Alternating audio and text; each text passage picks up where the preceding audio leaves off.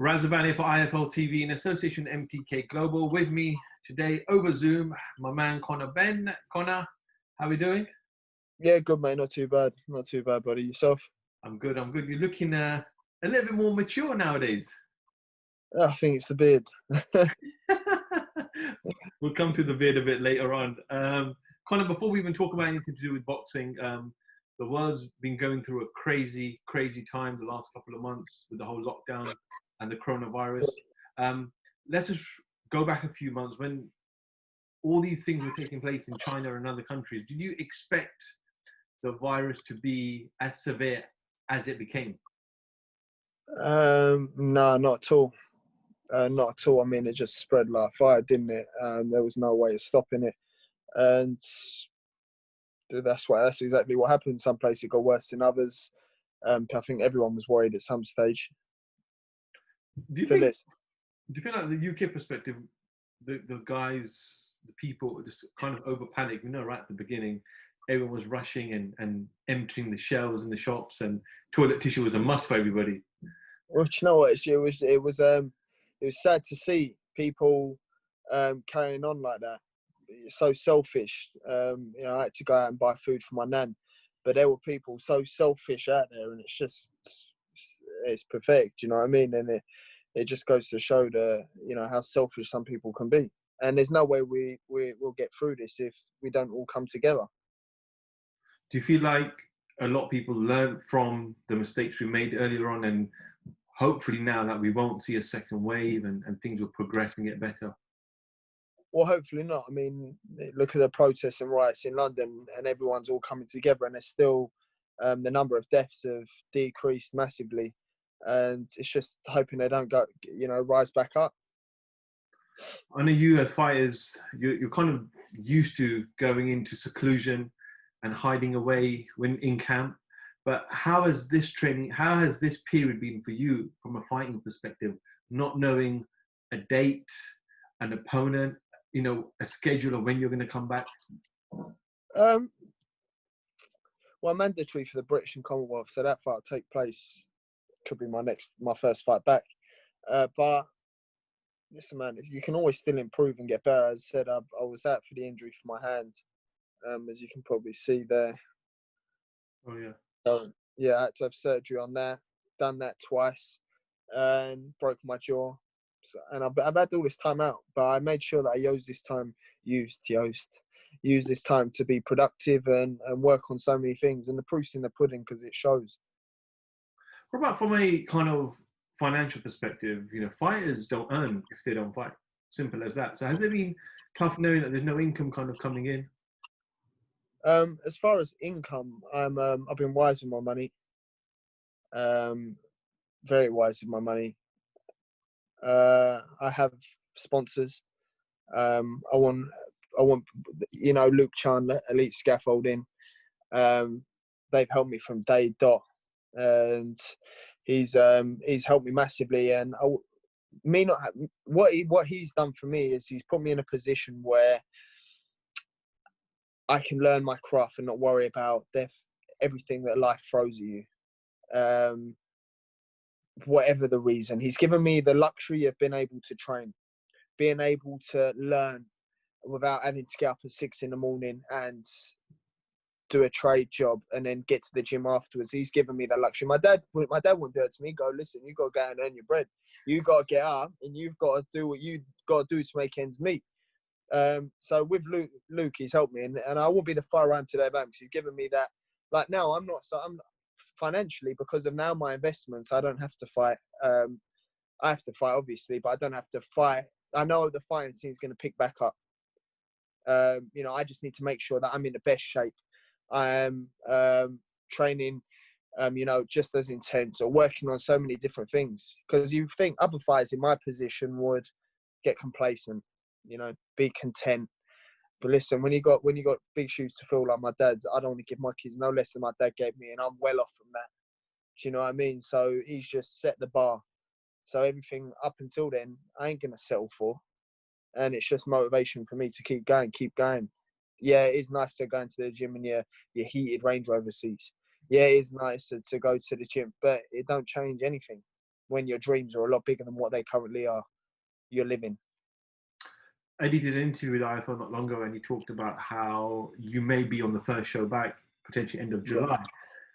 I remember your first fight when you turned professional, I think 2016, at the O2 Arena. You were oozing with confidence, dancing into the ring, dancing after the fight as well. How strange is it going to be with no crowds? You might even be hearing Adam Smith, Matthew Macklin's commentary, you know, while you're fighting. You just don't know. How strange is that going to be? Oh, as long as they ain't slagging me off, it'll be all right. Otherwise, I might go, wait, you get in the ring now. No, it is what it is. When you're in a fight, you're in a fight. A fight's a fight.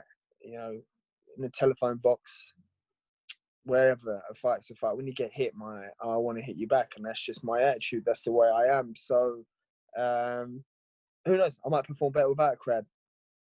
Do you know what I mean? You don't know. Maybe the pressure of a crowd, maybe I don't rise to the crowd as I think I do. Because when I spar, I give it to people. So, and in a fight, it's different. So who knows, man? Listen, it's unknown territory for a lot of people. Eddie spoke also about how he's going to try and get all the fighters that want to fight in this fight camp to fight in 50-50 fights. You know, no journeymans, no warm-ups. If you want that, then you just got to wait until maybe the end of the year or next year when crowds return. But right now it's tight, and he's willing to pay but 50-50 fights. Is that fair? 100%, that's fair. I think there are some fighters, obviously, who are at the stage where they're still learning. What a perfect time to learn. In behind closed doors, what a perfect time to learn. You know, there's no fight shows. Learn. Work on the jab for a month on a full stomach. You haven't got to deplete yourself. Work on this in sparring, and you're full of energy and you're able to learn.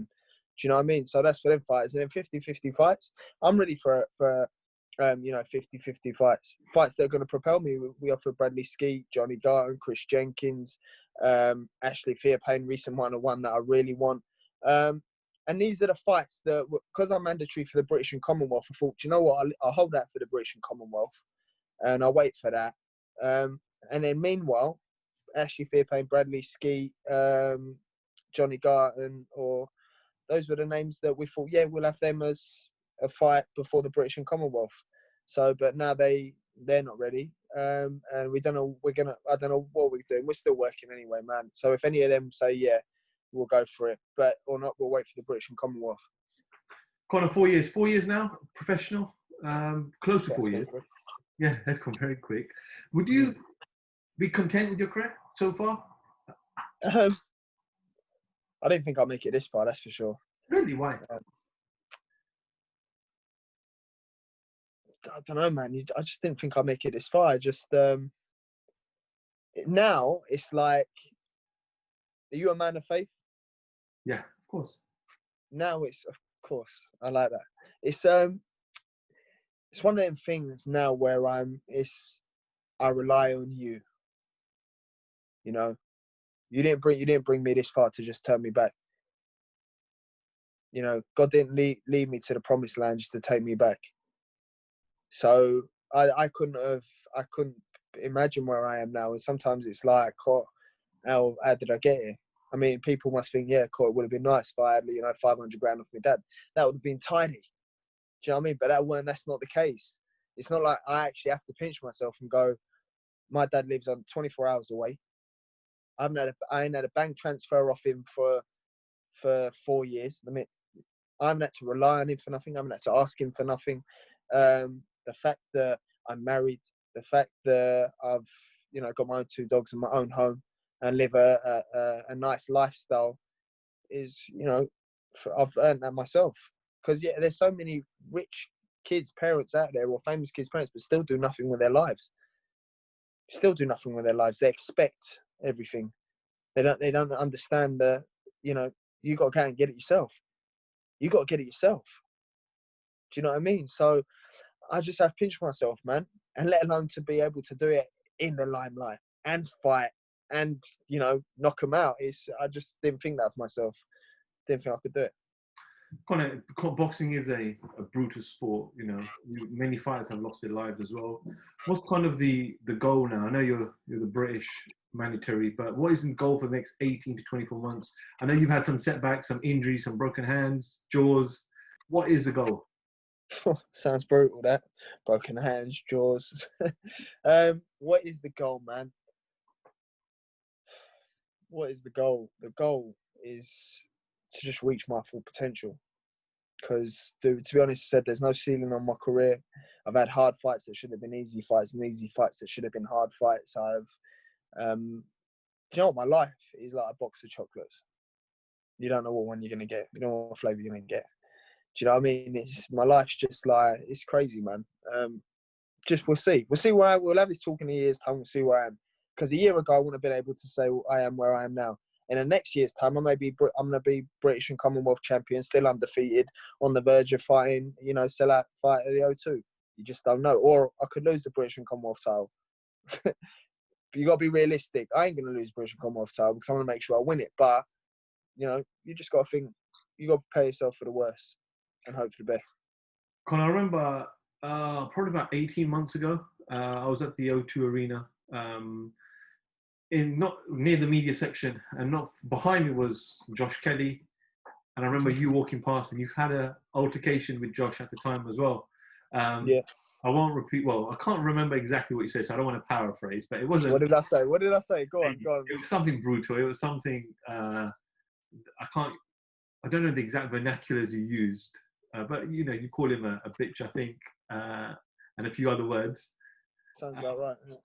But that would be a perfect fight in this scenario, right? What it was I didn't understand him. I didn't understand what he said because of his accent. So I'm sitting there and he's got up and he's walked past me and he's gone, "Let me pass, my best mate." But I didn't understand what he said because I didn't understand his accent. And then he walked off and he said something as he was walking off. And then I went, "Hold on a minute, come back here and tell me that again. You walk back round here and you say what you need to say again." And then he was shouting, walking off, like when a little chihuahua gets, dragged away and he's barking at the bigger dog. And he's just yapping, and the owner's like, "Stop, stop." That's what Booth was going, "Stop, stop, stop, stop, just calm down, calm down." and then that was it. But, it don't take much to rev me up at all, whatsoever, anybody. And I'm thankful that I haven't had to have anybody, round me up like that. And, I like the peaceful side of things. But you seem like a guy who thrives of a buzz, of adrenaline, and I think that fight would get a different side out of you, different animal. Well, it depends how he approaches it. I mean, it all depends on me. It could be whatever he wants it to be. Outside of the ring, it can be whatever it wants it to be. But in the ring, it'll be a fight. Whatever he wants outside the ring completely depends on how he conducts himself. I'm correct. How do you assess Josh as a fighter? What do you make of him as a fighter? He's known as someone who's got very quick hands, a great defense, constantly moving with his feet. But what do you see in him that you say, you know what, he's not that all that, I can beat him easy? Well, no, he's talented. So, as you said, he's talented. You've just said everything that makes what makes a talented fighter. But I know I've got that. I know that ain't going on me. And I know I've got a good pair on me as well. So they ain't going nowhere. They ain't going nowhere. Not anytime soon. Not as a 19-year-old boy when I touched the canvas and got back up twice, who's silver spoon. Not even then. So it definitely ain't happening now. So as far as it goes, I know I'm the puncher out of the two. It's the puncher versus the boxer. The one with heart versus the guy with talent. The one who thinks showboating is more important than winning a fight. Whereas on the other hand, I'm making sure I get a job done. And I'm getting the job done good. And if I ain't getting done good, I'm going to make sure I try and get him out of there in whichever way possible. So that's the difference between me and... So that's why the fight, all I get asked about is Kelley. Kelley this, Kelley that. All I get asked about is Kelley. On the roads, when you're beating that Kelley up. And I'm sure he gets it when you're beating that Conor up. All the time, mate. I'm not even joking, every single day, when you're beating that Kelley up. And I know he's getting it too when you're beating Ben up. You just know. So when that fight happens, I'm more than ready. Sooner the better for him. Let me ask this final thing on Josh. Does a belt have to be on the line? Well, let me make it a generic question. When you get two British fighters and they can sell out an arena and it'd be a great British dust-up.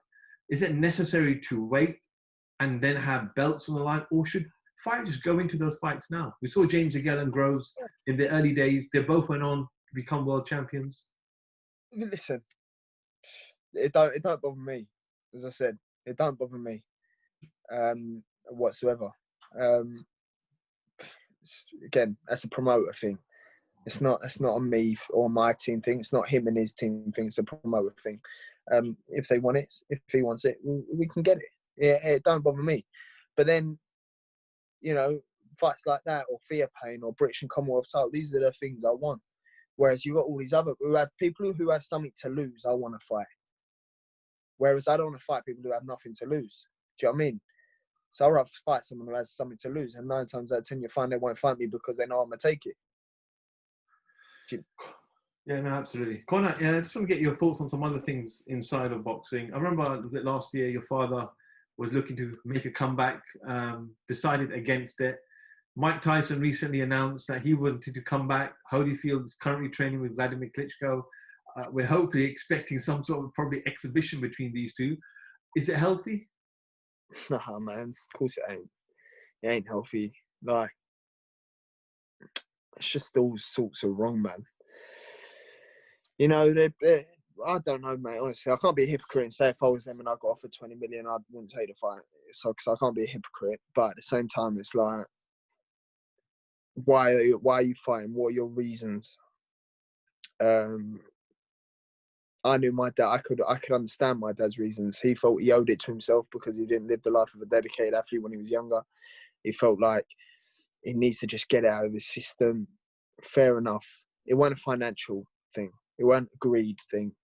And I think if you're fighting for the greed, financial side of things, I think things could go wrong. I hope that ain't the reason. He's fine. I heard he's doing well with his farm.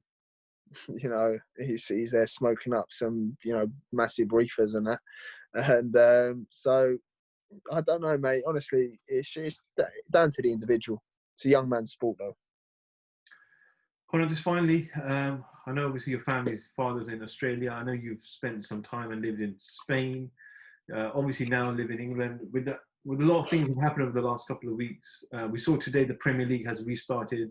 All the players, all 22 players, including the 3 officials, took a knee on the ground after everything that happened in America to George Floyd. I just kind of wanted your thoughts on everything that happened with racism in America, and have you kind of experienced any? I think it's probably hard for you to experience it because you're a fighter, and someone will probably be scared that you'll knock and spark out. But have you ever noticed that? How have you felt, and how have you kind of overcome it?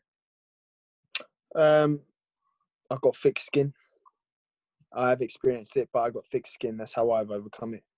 On another note, my twin sister had the complexion about herself for ages because of it. It's just so wrong. I think so many things in the world are so morally wrong, but yeah, this is something that people, you know, and people accept. But this is something that people, you know, turn a blind eye to, or are naive to it, or don't understand it. Oh, he called you this. You know, little slap on the wrist. Not even a little slap on the wrist. Oh, just stop it. You know, and in schools, you get expelled. You want to talk race, be a racist, get expelled. There needs to be some sort of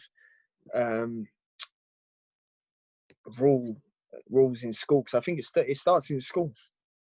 It starts in school, and you don't know. Lucky, I'm thankful I got thick skin, but you know, it starts in school from young people.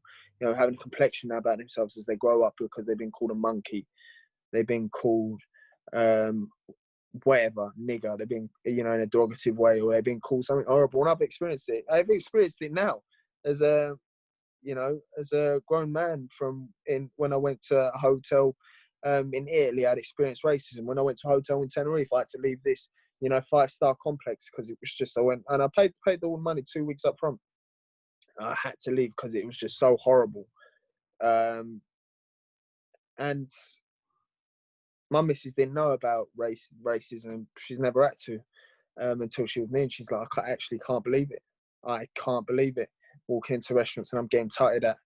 It's not a nice It's not a nice feeling, and you know. But if we can all start making small changes within our households, within our work, within the police force, with people in power, with social media influencers. Hopefully my kids will never have to experience racism. I'm sure you've experienced racism, and you pray to God that your kids never have to experience racism. You know, racism runs deep in my family, where my dad's brother, my uncle, was killed by racists. My dad was fighting on the National Front, where there was, you know what I mean? So it's certain things that we all need to make changes together. We all need to stick together and fight this together. It's a fight. Conor, do you feel like our generation has a better chance than ever because of the power of social media? You know, the older generation are kind of a bit more, I wouldn't say backwards, but the mentality and thinking is a little bit different than ours, do you think? I don't know. I don't know, because what I'm seeing with social media at the minute is it's causing division. It's causing a lot of division. You're seeing one video, and then you're seeing it from another angle, and then you find out that angle that you believed was wrong, and that angle's right, and then that angle's wrong, and that angle's right. The power of a video, the power of a photo, the power of it can be. You just don't know. You don't know what you're seeing, and it's causing division. Do you know what I mean? I don't know how this is going to get solved. I don't know how this can get fixed, but I'm going to do everything I can as a young black athlete to do what I can to make change, to make people aware that this is not okay. It's not okay to call me anything in a derogative way, or paint this picture of me because of the color of my skin, or it's not right. You know, where I live I think I'm the only black person in the village. I haven't seen a black person here yet. I've been here for a year. Do you know what I mean? So, and it's, yeah, I know. So, and I'm okay here. Do I sometimes get looks? Yeah. But listen, it's one of the things that we shouldn't just accept. If it's got to the stage where this can't carry on, and hopefully people with platforms can change this. You also feel like because of the platforms that we have available, Twitter, Instagram, Facebook, that where people don't have to show their faces, that they get encouraged more to say negative things. What, negative comments? And racist comments. There's nothing you can do about it. Social media could stop it. They could just automatically delete and block their account as soon as a racist mark is coming, as soon as a swear word is on there. Social media could do it. They could block it. They could. It'd take 2 seconds. It'd be an automated system or something. But, until they do that, we'll always have low lives, sad people, bitter, jealous, angry, people full of hatred because of where they're at in life, want to put down other people. You'll never see a hater doing better than you. Never see a hater doing better than you, because you admire their work. When you're somebody on that level, you admire the hard work they had to get to that level. Do you know what I mean? So you just got to have thick skin in this world, and it's sad. And I think social media can be the cause of so many young people getting depressed, feeling the way they feel. Not something you would go talk to your parents about. They deal with it on their own. They build up anxiety to go to school. And it's so sad. I lived in a world, I grew up in a world where there was no social media. I was just on the verge, but I never experienced that, ever. And so online all the time, 24/7. Well, Conor, let's hope for the sake of humanity and the human race that, we can all come together and show unity, and for the sake of our future generations and children's and our grandchildren's, that the world can be a safer place for everybody. Yeah, I hope so, mate. Conor Benn, I appreciate jumping on this evening. I don't know what your plans are, but let's talk a little about that beard, my man. I saw an image on my Twitter timeline of all the little dots and then the full beard. How long did that take? It took me, it's still growing. I've still got to add one PRP treatment on it. I've had this middle bit done. It's taken me November last year, but I've shaved it loads since then. So this is about 8 weeks. Painful? Yeah, man. Like, vanity is, you do some mad things for vanity, bruv. Like, every time I go to get a toe done, I hate it. I hate it now. It's like a chore, but it looks so good. Where did you get it done? UK? I've got it done at British Hair Clinic in Shenfield. They done Spencer Oliver's. They done James DeGale, Razor Ruddock. They've done a few other famous people as well. So you know they've got their certificates and all that. They're all legit. If you are getting something like this done, I would not go Turkey. I think I'm the first person in the UK to have his beard done. Wow. I know. It's come out all right. It's very thick as well. I kind of don't expect. Did you expect it to come out as thick? But I had no beard before. I know. Nothing. You know, innit? You know, you see it. So I woke up in the morning, bosh, hello. I've got a full beard. Do you know what they say in life? You get what you pay for. And I'm proof in the pudding. So does it only grow to where your line is at the top now? Is that kind of where it only grows up to? It won't go up Yeah, that? Yeah. It won't go above that. So I've got a perfect hairline forever. Yeah. So it basically will just go downwards. Yeah. It'll grow perfect, like a perfect straight line. Wow. Wow. I know. I've had it. I You feel know. like a man. You feel like a man now. Yeah, yeah. Well, listen, I fight like a man. That's the important bit. Conor Benn for IFL TV. Thank you very much. My pleasure, mate.